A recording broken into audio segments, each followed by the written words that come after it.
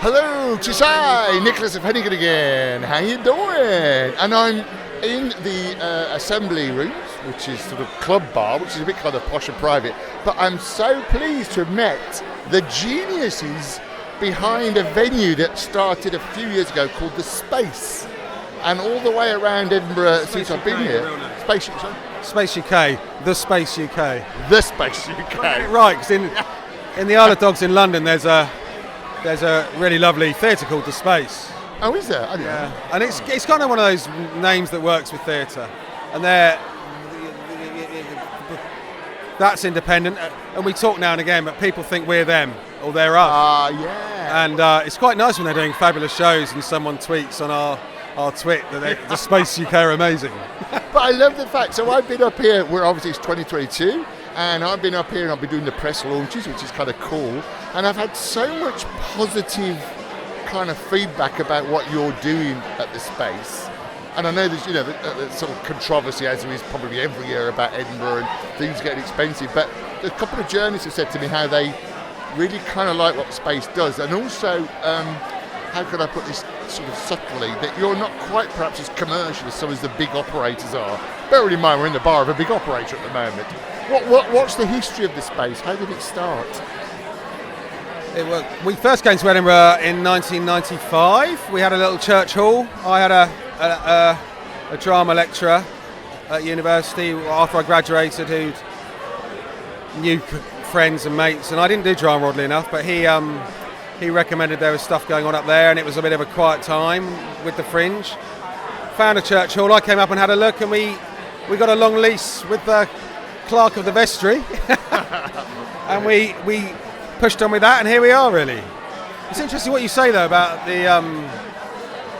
I didn't talk at the press launch because it's not so. I think the talent in our venue sort of should speak for itself, but I was told off about that, and actually I should have done, because it's interesting what you say. We're not commercial, we're not driven by our platform. I think is really about the performer, the work, the unknown artist, new writing. We're known as the most established new writing platform, but ultimately, given the last 2 years we've had, it's really about that industry coming back and the passion that comes with it. And I regret now not standing in front of 90 odd journalists and saying just that, and that's all I needed to say. Yeah, I was going to say, I was one of them, as you're going to hear. Well, you're not going to hear, but as listener, you're going to hear the opening thing very soon. It's the biggest open arts festival in the world, isn't it, Edinburgh? I mean, all the various festivals, the cinema and the film festival and the international festival. And your background was journalism and music, you say? Yeah, that's right. I worked. I started organising black tie parties in my late teens in London, and then that's smart. They were good fun. And then I went to Surrey University, and during that time kept that up. And then when I graduated, a mate of mine we opened a production company with Concord International Artists in Shepherd's Bush Road, who worked there, and they looked after a vast amount of bands from East 17 to The Prodigy, Enjoy, Credit to the Nation, Chumbawamba, Back to the Planet, amongst many others. And we sat in an office downstairs, got involved and did lots of stuff, but used it very much as a platform for us to promote our own work. We did several shows for The Prodigy in that time. And then in 1995, that's where that evolved into Edinburgh, 96, and it's sort of digressed. And this became, I was at the BBC for 10 years during this period, really. As a journalist? Yeah, after that I went to the BBC. I was asked, they were making a money programme special, and I did youth culture, and I went to that, and I got offered a job, and off we went. So I was trained by the BBC in news, so I spent 10 years in news while I was growing Edinburgh, and Edinburgh just sort of came along. It was one of those things, and I always said to myself, once we can get to a stage where it's fun, but it was just demand. Companies just wanted to keep coming back. And that's the passion of this thing. Once you get the bug, and you work with artists and people in every genre, and that's probably why now we're very diverse. We're not driven by a genre. If you come to The Space, you can sit under one roof for a week and see everything from spoken word to opera to dance to a cappella, to new writing, Lots of stand-up to a level. Tonight we're doing a Korean season. We've got a hip-hop orchestra. We've got what you need. You know, this is the platform for everyone to have something. And so what would you say, I mean, it's a silly thing in a sense, what is the motivation? Why do you both, you'll be very quiet, I know. Look, I think, sat just before we came out here this evening, we sat in the courtyard bar at the Space and Surgeons Hall and chatting to a company that they're on day 3 of their shows, they're having a fantastic time, and they're experiencing the buzz of what it's like to be at the festival. And in that case it was for somebody that was a semi-pro, but earlier today I saw Mulberry School from Tower Hamlets, who brought up a fantastic crowd of energetic young ladies to give their all in a school show that goes down just as well as that semi-pro stuff. Interestingly, they're an interesting school because they're the only school in the history of the Edinburgh Festival Fringe to win a Fringe first. Oh wow! In about 2007, and that was with us too. Yeah. And so I want to introduce yourself. Sorry, you are Charlie Pammon, and you are. And I'm John Rand. And what are your titles? You have titles? Sorry? What are your titles? So I'm the artistic director and sort of founder of the Space UK. And I'm more in the dog's body category. No, John. We should tell the whole story. I met John. Yeah. John came up we started in '95. John came up in 1996 to do Sound and Lights with another guy called Gareth Hughes. They were 19 at the time at Bristol University. This is a fun story in itself, and it's an example of the passion the Edinburgh Fringe ingests in you. I think you met your wife here as well, didn't you? Yeah, I did. On the box office of Venue 45. But he did. But ultimately, these two guys, I mean, John has a proper job. So I run the Space all year round. John is a very senior member of the Bank of England. Very high, almost board level. We don't have to comment on that. No, we won't. We don't need to talk about that bit of my life. We are standing at the bar, by the way. And the other guy who's come out tomorrow is a professor in titanium, something or other at Oxford University. And that's because they're into it. And I've got guys who spend more time and kind of do other stuff on this. But I think,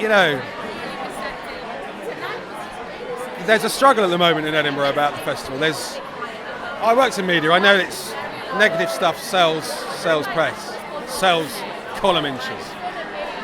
But the reality is, I come away on a Monday, the first Monday on a Fringe when it hasn't happened for 2-3 years, and we've sold over 8,000 tickets in a day. I know there's a struggle. I know that staffing has been an issue. The level of technical management is an issue this year. But this is testament. This place is testament. What is it? Midnight on a Monday? Yeah. Bobbing heads in Bristow Square, as I call it. When you walk through Bristow Square, it's like a football crowd. You just see bobbing heads.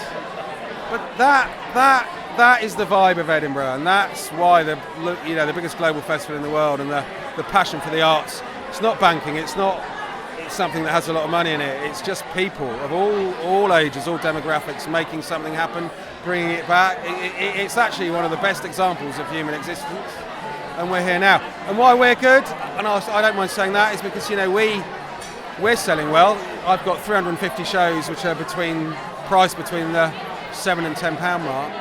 We did it last year, by the way, and had 65,000 audience members. Oh, well done. I was up here last year. It was very quiet. Normally 3,000 shows were about 300. We had 80 shows and 65,000 audience members, but it was obvious there was appetite, but it's all about cost of living and pricing it sensibly and making it work.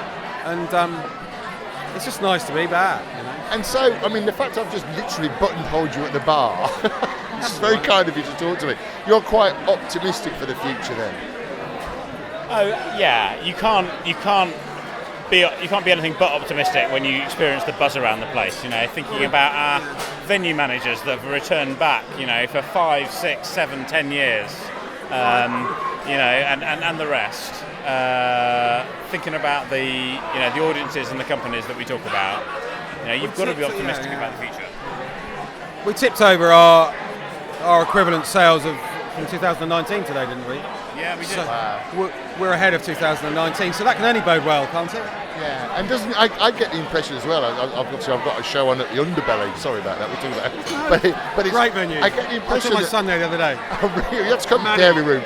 Maddie and Greg's Wonder Right, we're doing Won the game, smashed. But yeah, Amazing. But the reason I still get that, so I'm sort of producer, director, and obviously doing the radio show. But what really struck me since lockdown is there is a kind of apparently pre-sales are down, but the on the day sales are doing quite well. There's a kind of a glory and joy about being out again after what we've been through for the last few years. And the Fringe, obviously there's this criticism of the launch being late and that's affected sales. I mean, the Fringe is what I call it the equivalent of the BBC. It's got a global marketplace and it will always have that. So that saying it's on late hasn't helped anyone. But it's not necessarily their fault. It's just the process. Everything was late. The original tickets went on sale late. Registration was late. That's just how it worked. Last year we didn't know we were doing a Fringe till the end of May. Yeah, absolutely. Yeah. We still sold a lot of tickets. It's always going to be there, the appetite and the passion. So you're both quite positive for the future? Yeah, hugely.